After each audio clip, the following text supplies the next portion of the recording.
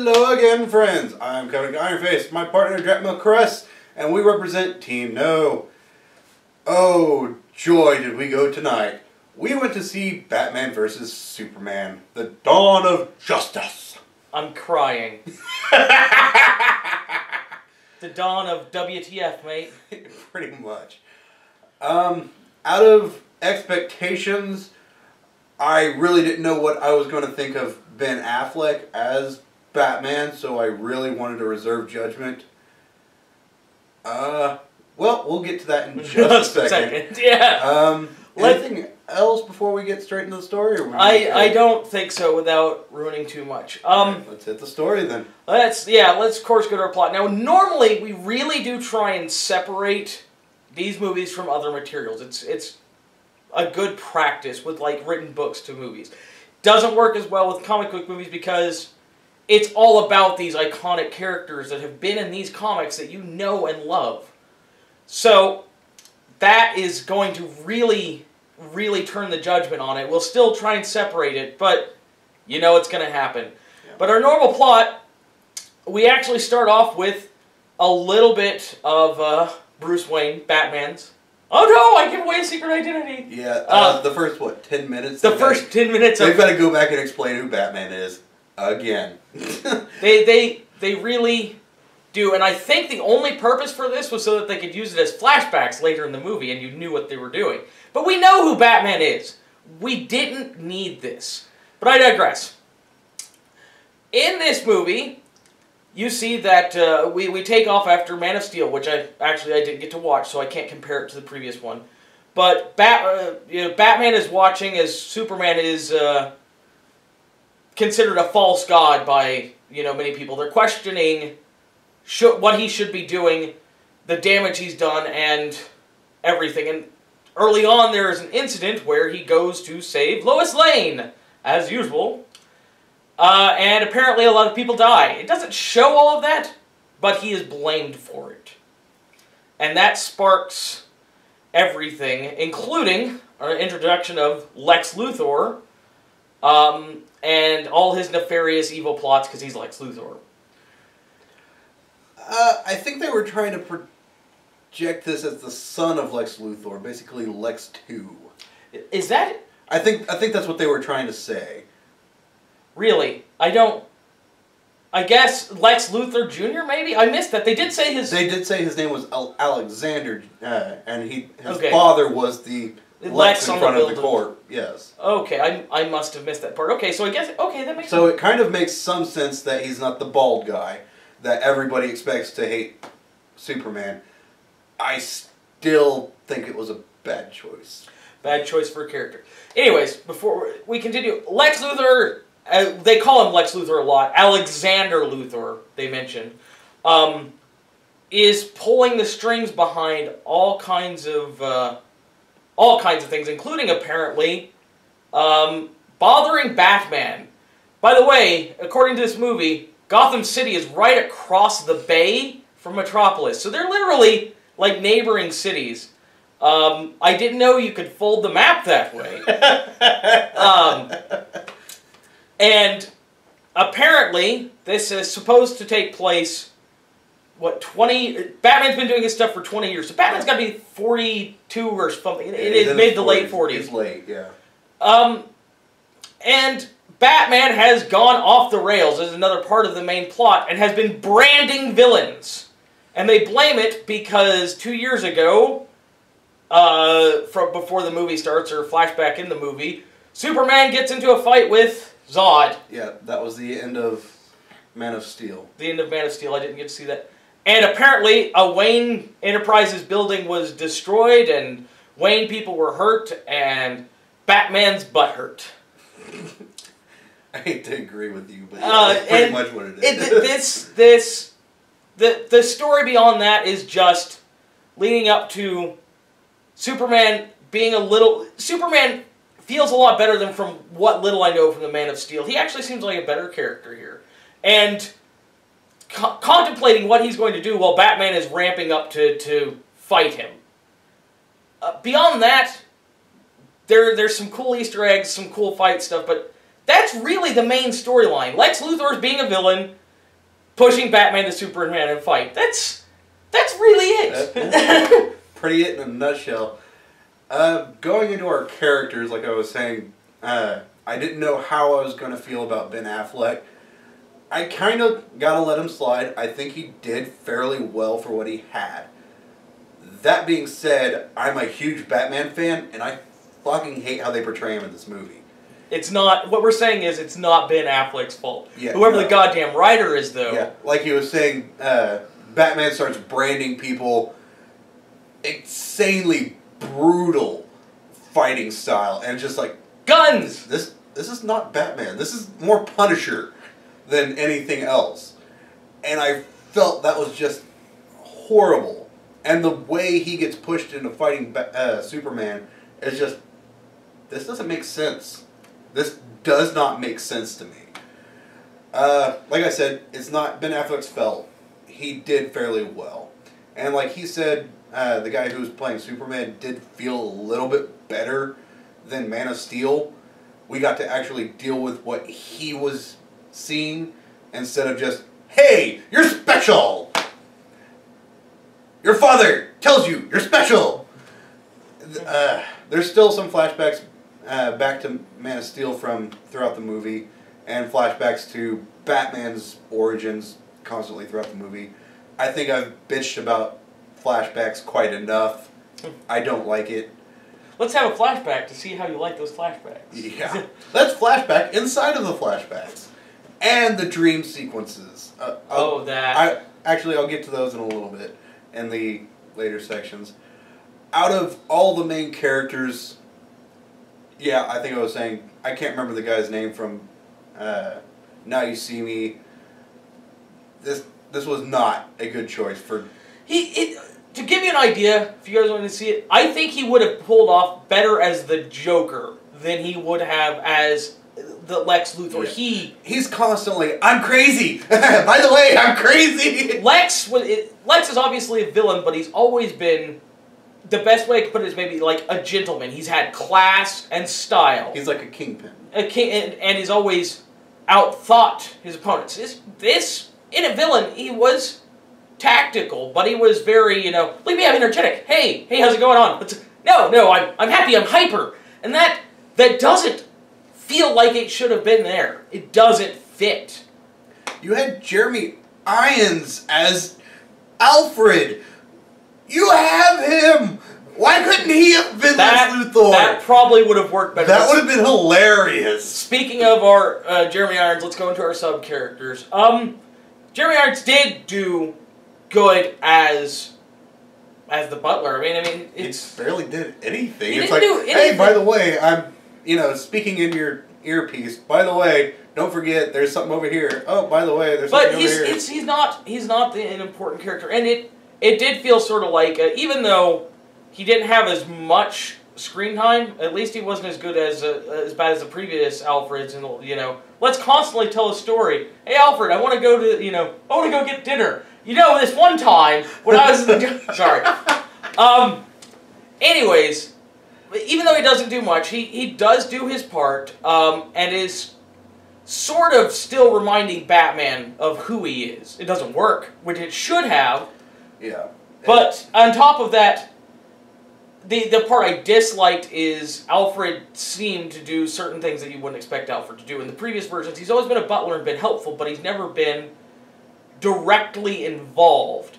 And in this case, not only he's a mechanic, he's flying a drone. Yeah, flying the drones. Oh my. Let's see. Of course, let's hit up the next ones. We already ranted a bit too much on about Lex Luthor here. Lois Lane did not. Okay, Lois Lane is supposed to be like the most badass woman ever because she has no powers, but she doesn't take crap from anybody. The only time you see this in this movie is like, hey, I'm going to go off, do this and get a story. It's like, okay, we'll take coach. I don't want coach, I want economic. I said take coach! Yeah. That's her big line. That's her big, I'm a tough woman. She didn't. Lois Lane is supposed to be a bit of a stronger woman than she was displayed here. Now, she's not all the way, I'm weak and helpless. She does do a few things, and don't want to give away any story, but she gets in trouble trying to save something late in the movie, and she tries to participate and fails. I don't have a problem with her failing. She's human versus these gods and demigods, metahumans, whatever's going on. Yeah. But that really is about it. A lot of time it's like, I need saved. In a period of the movie, she gets saved, what, 3 times? Yep. In the period of one movie? That's more than, like, 10 Superman episodes of the original Superman. It's like the same comic book. We kidnapped Lois Lane 3 times. It is worse than Mario and Princess Peach. What the fuck's going on here? She's getting into Mary Jane levels here. Mary Jane levels. And here's a big spoiler for any of you that I don't watch anything, so I don't want to ruin anything, but this part's going to have a huge spoiler for a character you might not know was there.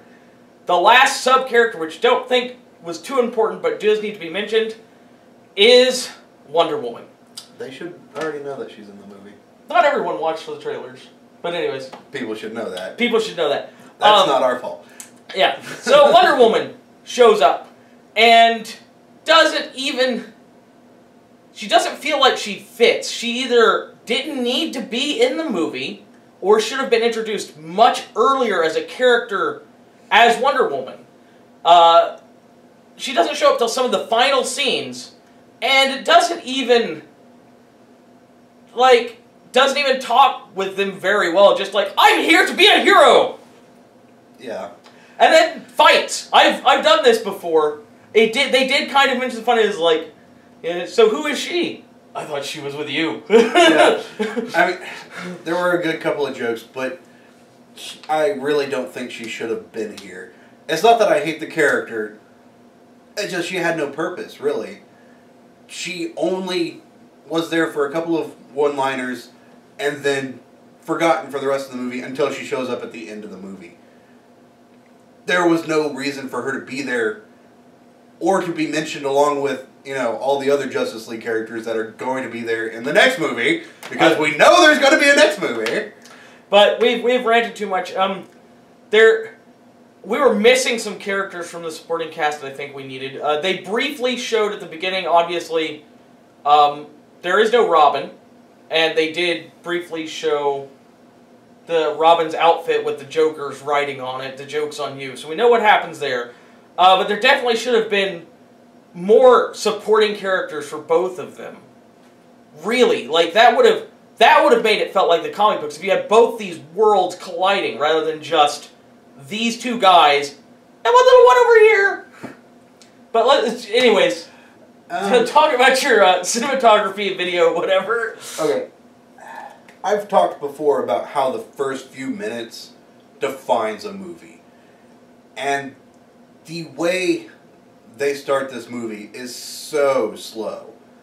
I'm already bored by the time we actually get to anything going on. The dream sequences that I mentioned earlier are, along with the flashbacks, so annoying. This movie is telling us, hey, we're epic. We're epic. This is an epic movie. Believe in us. We are an epic movie. You should be in awe. No. We, the audience, will decide if this was an epic movie or not.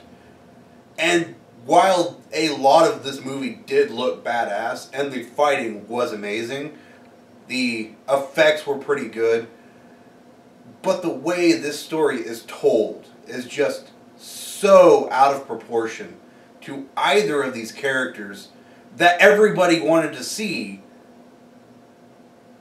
we don't really get to see. It's all about twisting and turning and being epic and amazing and having these moral issues that we were fighting out at the end of Man of Steel. I think what he's saying... I'm burning. I am burning and crying about how bad this is. I think what he's saying, and I'd have to kind of agree, is the action did seem really there. It was good. A lot of the fight scenes were awesome. I'm not going to lie. But because there was so much of a focus, so targeted on these characters, which had their own problems, you really don't get to experience the world. there were some great shots during the action. They emphasized when buildings exploded and stuff like that. Yeah, we get that. But it wasn't for the purpose of, this is our world that we want to experience. It's more like, let's emphasize that Superman destroyed something so we can complain at him about it later. Especially right there at the beginning. Look at this! You get to see Superman and Zod fighting and cut a building in half with laser vision, and it collapses. It looks great. But it wasn't, hey, this is an epic fight. It was, look at the horror! And outside of those fights, you don't really get to experience the city. And what few times you do see these cool buildings and cities, both Gotham and Metropolis, which are apparently neighboring cities, it doesn't feel immersive. And we watched it in 3D. Yeah. Let me make a point. The thing that they bring up in the trailer, so you probably already heard, is like, we've been so afraid of what he can do, we didn't think what he should do. They say this like a dozen fucking times in this movie.